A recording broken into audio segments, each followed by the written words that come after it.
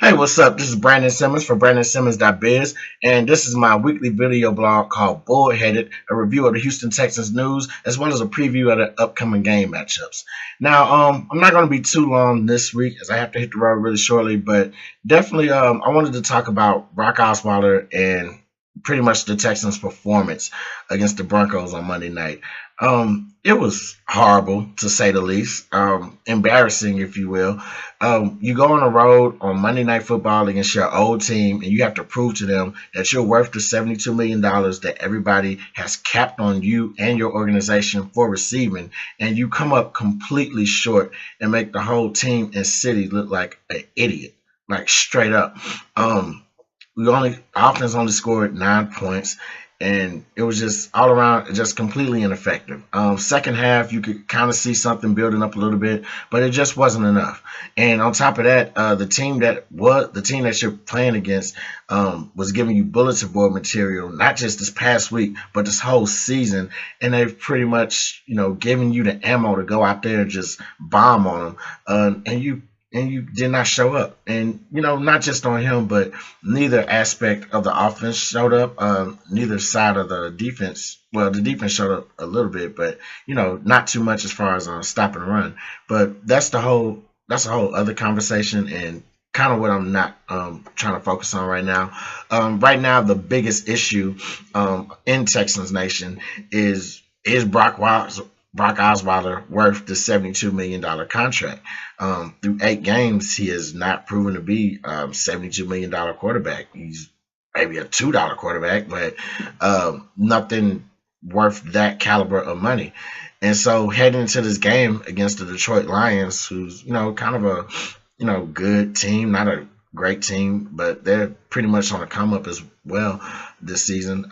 You have to wonder, this this game right here, could this be make or break for Osweiler? Is this the game where you just bench him to send a message to him to be like, hey, you need to straighten up, or this could be, the future for the rest of your season and the rest of your stay here in Houston? Or do you just bench him and tell him like this is the future for the rest of your season and the rest of your stay here in Houston, regardless? So I think that's a lot of things that you'll definitely have to take into consideration in this game Sunday, and definitely a bunch of things that you'll have to look out for. Now, with that being said, the Detroit Lions, they are coming into town. Ta-da! And so they're looking to they're coming off a last second win, actually, from in front of the excuse me, they're coming off a last second win by the over the Washington Redskins. I'm sorry. And right now they're 4-3. We're 4-3. So looks to be a pretty even matchup. Now initially I thought this would be one of the biggest shootouts of the season. I thought we had the quarterback that would actually get us there in that shootout. And we do have the weapons for it at least.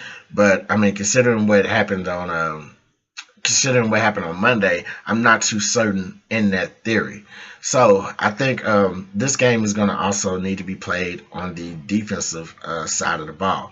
You have Detroit, who's ranked 12th in defense. Excuse me, 12th in offense, actually.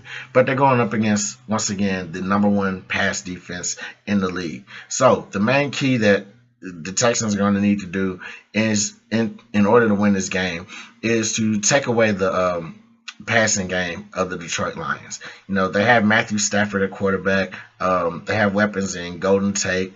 What's the other young man's name? Golden Tate, Anquan Bolden. Pretty impressive receiving corps. So if they can take that away, definitely we'll have a chance, especially in forcing them to run. Now, Monday, our run defense wasn't looking too great. I'll admit that. And so it hasn't really been great, pretty much all year, but is going to have to step up against the subpar running game of the Detroit Lions.